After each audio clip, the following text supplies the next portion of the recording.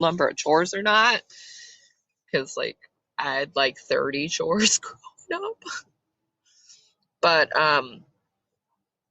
he's got a shit ton of chores, and also my parents were really strict, as were his, so I guess that tracks actually. Um, no, Mom, I know you're gonna listen to this. I am not comparing you to the parents of a murderer. I'm sorry. I'm gonna edit this out, or my mom's gonna smack me. Um, Sorry, Mom. I called her out on an early episode, and I was like, shout out to everyone. It was like episode 4. I was like, shout out to everyone but my mom who hasn't listened to this yet. She finally listened to it like 3 days ago, and she called me and she was like, how dare you call me out on your podcast? I was like, oh, good to know you listened to it 2 months after it came out, Mom. Oh my God. I was like, here is the tea, Mom. But so Josh decided not to do his chores and decided to watch porn instead. You know, Cool. Chancy like you do at 14. You Gross. know? Yeah, a half an hour before the murder. So Maddie came back to the house around 5:15 when he was outside raking the leaves, which was actually one of his chores. So he watches some porn and decides, maybe I'll do them instead. And he's outside, he's starting on his chores, and Maddie comes back and he's like, according to Josh, Maddie asked to play baseball. And this time Josh agreed. So Josh wasn't supposed to have people over or play with anyone while his parents were gone, which, reasonable. So he and Maddie are like playing baseball in the front yard, and he says there's like 4 feet between them, which is not a lot of space to be hitting and throwing a baseball, especially with like an actual bat. Like wiffle ball, plastic ball, that's different. This was an actual baseball and an actual bat. That's nothing. But according to Josh, he swings because he swung really extra hard one time because he wanted to hit that ball, and he hits the ball, and the ball cracks open her head. She's got this huge gash. It's bleeding profusely, as head wounds tend to do. And she starts screaming. And he's freaking out because she's not supposed to be there. What do I do? My dad's going to be so bad. My dad is drunk and abusive, and and he doesn't want to get in trouble. And so he puts his hand over her mouth and he pulls her inside because according to him, he's gonna clean her up and everything, but he wants to quiet her down and get her inside so nobody hears and he doesn't get in trouble, and hopefully he can fix this and get her patched up and no one will be any the wiser.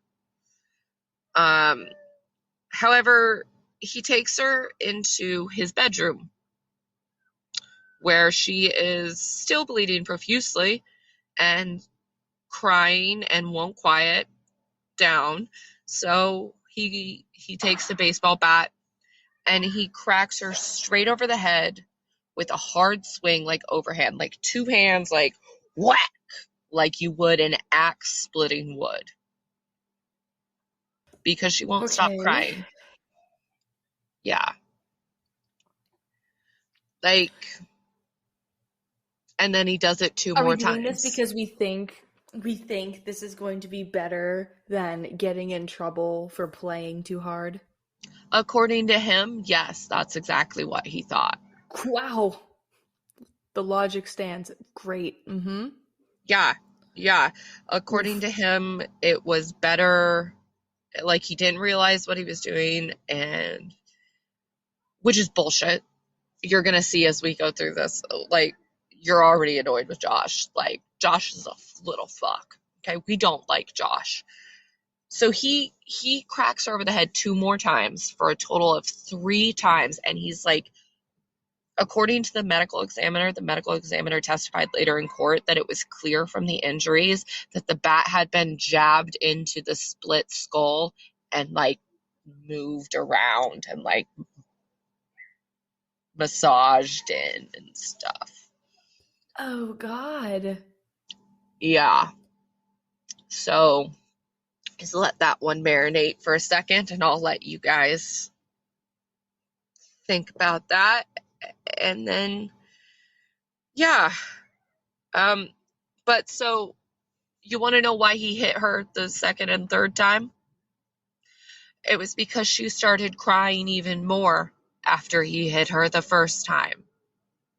He Who'd have expected thunk? her, yeah, he just expected her to stop crying after he hit her in the head with a baseball bat. Side question, is Josh an only child? Yeah, no.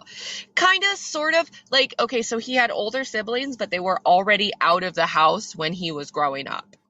So, like, Okay. at this time, they had already aged out of the house and weren't living there at this time. So, like, he was, like, quite a ways younger than his older siblings. So, like, Okay. kinda not, you know what I mean? He Um, almost grew up like an only child, but he still yeah, had siblings. yeah, kinda, yeah, pretty much. So he claims that during this process, like when he's hitting her, she didn't fight back at all, and the family's like, no, she would have done something. So she falls to the ground, and he shoves her under the bed. He like pulls back the edge and he shoves her under the bed. And oh, sorry, no, that's I skipped a part. Sorry. So she's like crying and screaming still, and she won't quiet down, so he hits her over the head 2 more times, and she's still crying and screaming because now she's got 4 head wounds. Shockingly, the more head wounds you get does not make you cry less, unless it kills you. Weird. They hurt. They hurt, their head wounds.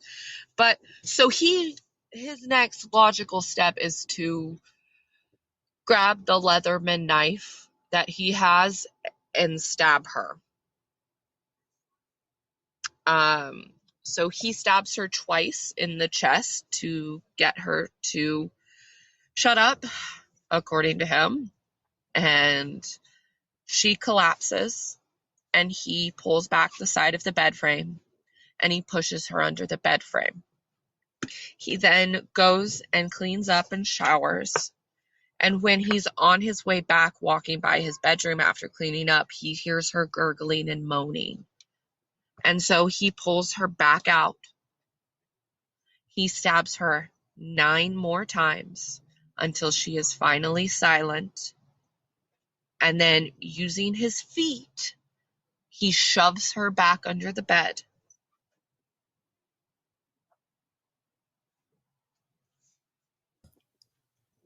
This is heinous. Yeah. Yeah, it is. So let's talk about how Maddie was dressed when her body was found, Okay. and about those panties that the police logged. When her body was found, so Josh's bed was up against a wall. Let's start with that. When Maddie was found, her underwear and her pants were closest to the wall, and then her body, which was bottomless, so no pants, no underwear, only socks on, was next to it, and then her shoes next to the opening, kind of like they were put in there last. This says to me that her underwear and pants were put in first, and that she was then put in, and then her shoes were. This is not what Josh says happened. Josh says that when he was dragging her upstairs, like taking her upstairs, like her pants and underwear like started to come down. And then when he dragged her and like went to shove her under the bed first, that's when her pants and underwear came off over her shoes. And then her shoes came off when he pulled her out, and she was out the second time, and he stabbed her 9 times. When he shoved her back under there again, that's when her shoes came off. That makes no sense to me. Because then the pants and underwear, here's the thing. If the pants and underwear are coming off of her as you're shoving the body under there, you're going to put them next to the shoes. You're not going to take the body back out as it's halfway under the bed, shove the pants and underwear in there, and then shove the body back in there again. Yeah, and I don't know about you, but me like working with children, whenever a child does fall down or say their pants are too big for them and they actually start falling off their body, it always stops at their feet because they're always at our center. They're always wearing shoes and the shoes always stop it. Like it is a fight to get pants off over shoes, even off their feet, because their feet are just like awkward and kids don't like move them the way they should. So it's just like the odds of them actually coming off without full force is hard to believe. If I had $1 for every time I have tried to explain to my daughter as I dress her, point your toes. It'll go through the pant legs faster. And try to explain, point your toes. I'm like, you're not a contortionist. Just point your... Yeah, this did not happen how Josh says this happened. Absolutely not. There is no way. There's just... Josh then said that immediately after he put Maddie under there the last time and got cleaned up again, his father came home and started making dinner. That's when Mrs. Clifton also showed up, screaming and looking for Maddie. Steve, Josh's dad, sent Josh out to help look for Maddie, which, wow. Josh slept on his bed all week on top of her decaying body. He put tape on the bed on Wednesday when he started smelling the decay.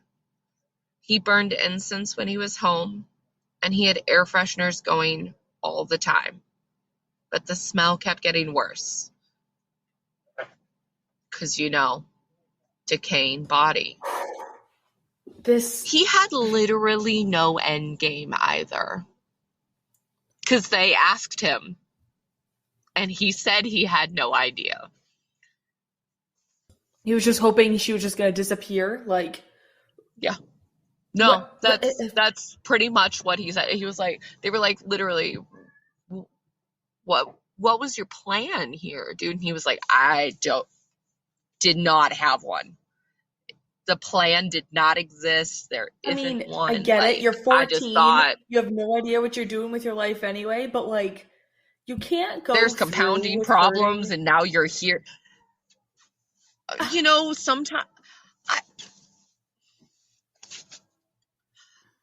Sometimes my house gets so dirty, like when I had a house before we tiny homed it, parts of my house would get so dirty and it would feel so overwhelming, like with my depression, I would get so far to a point that I wouldn't know how to begin to clean it. I can see doing something wrong, trying to cover it up, and because I've also done this, especially as a kid, trying to cover up a problem to the point you get to a point where you're like, I don't know how I got here, but somehow I gotta fix it. To not have any end game at all. After sleeping on her bed, on top of her body for a week. First of all, how did you sleep? How did you sleep? And I don't know, like this whole thing just...